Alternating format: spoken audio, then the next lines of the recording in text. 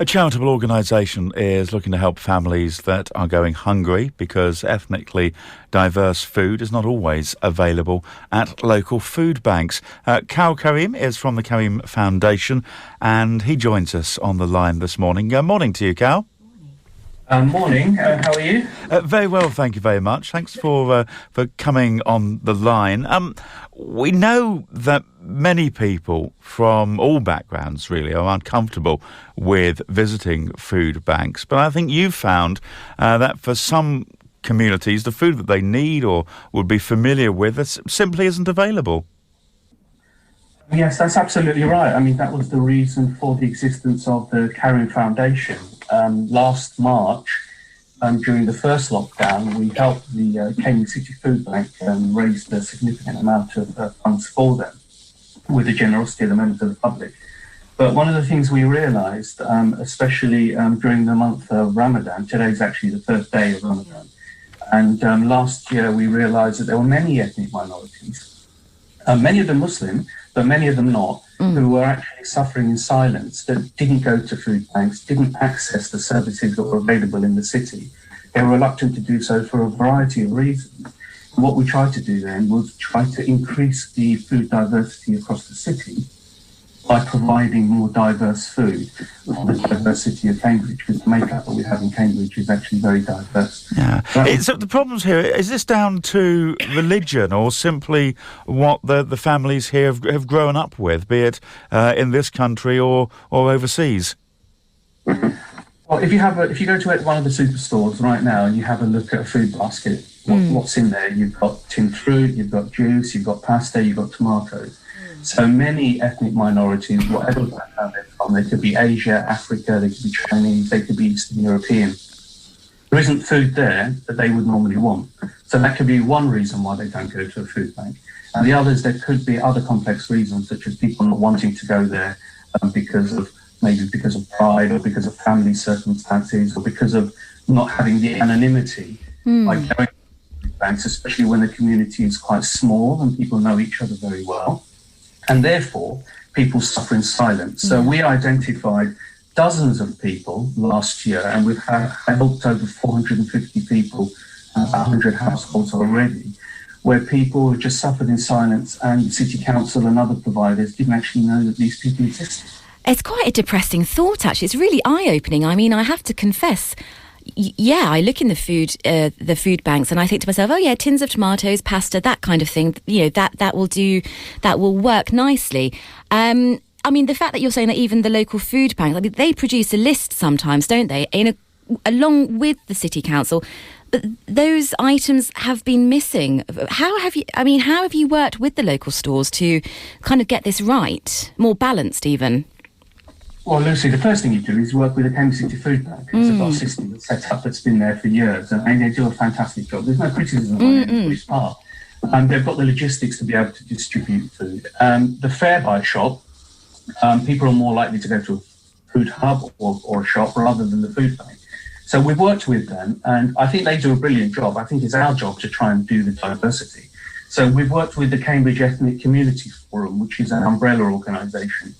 And people are vetted, and then they come to us, and then we provide the food using a local store in Cambridge, Al Amin on Mill Road. But we've diversified that now. Yeah.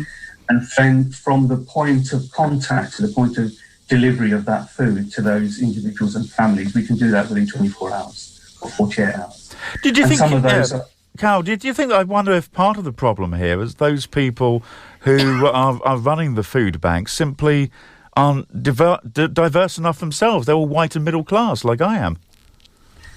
I mean, there could be an element of that. I think we have diversity across the city. We have almost 100 nationalities across the city, but that doesn't mean that you have diversity across those services. But what they do is absolutely fantastic. I think they have tried to provide ethnically diverse food, but people don't come. So if people don't go to their services, then there could be an inference or an implication that there's not a problem. Yes. And I suppose the problem is if they get the food in and it's not being taken up, then that in itself is a problem, because the food absolutely is going to waste at that point. Absolutely. And we know that quite well because our foundation is called the Karim Foundation, even though my name's Karim. It's not named after me. It's named after my late father that came in the 50s in Cambridge. He's one of the first South Asians to come here. And then my mother came in 63. So we know the Muslim Bangladeshi ethnic minority community very well because we've been here for 60 years. And we have identified people that will not come forward, that are absolutely desperate, and they're worried about anonymity. I think that could be one reason. But we found a way around that. And the way around that is that the council refer them to us, we provide the food to the council, and then they deliver it. We don't even know who we're delivering it to, but the individuals and families have been... So effectively, these deliveries are almost being made anonymously. So that sort of, by the sounds of things, gets over a key factor in those people not attending the food banks. I mean, it absolutely is. I think we're not going anywhere. We're a registered charity. We came because, we exist because of the generosity of the public. So we became a crowdfunder. We realised that there were problems. We work with all the stakeholders in the city now. And it's that reluctance to come forward, but we need to provide choice. So one of the things that we've done is you'll start seeing some posters in a Chinese store, an African store, 2 Asian stores as well. And what we really want to do is push that across the cities. Instead of having food baskets in the major supermarkets, we want to have them nearly at all local independent stores if we can do that across the city. So it's a bit of a call of action maybe to the people that are listening, is that if you know of any food stores, maybe you can ask them, wouldn't it be good to have a basket? So there's posters going out, and we're talking to some of the food stores about how we do that, because I think we want to champion the diversity of food across the whole city. Fantastic. So, as you mentioned, we are now into the beginning of Ramadan. You've launched an appeal to raise funds for local families in need of support as well. Tell us a little bit about the appeal and who in particular you're trying to help. Well, yes, it's the holy month of Ramadan. So part of the things that we do, there's a spiritual aspect as well. It's about generosity. It's about charity as well. So this time last year, we raised a significant amount of funds in order to help those people in the community. So we're doing that again. People are very generous during the month of Ramadan. So this is day 1. So I'm fasting actually today. So I'll be breaking my fast around 8 o'clock this evening. And people are very generous. It doesn't have to be Muslims. We get donations from people of faith or no faith, because we're helping everyone irrespective of their background. And it sort of spearheads our campaign really for the whole year, where during the month of Ramadan, we can then start interacting with lots of different people and organisations. It's not just about donating, it's also about going out there and actually showing your generosity. And we're looking for people to help us with the foundation, and hopefully people will understand the mission that we're doing in order to try and provide food for people who wouldn't normally come forward, who are very reluctant. If they realise that we're here and we're sort of part of the furniture, then they're more reluctant. They're less reluctant to come forward, and they may feel more comfortable.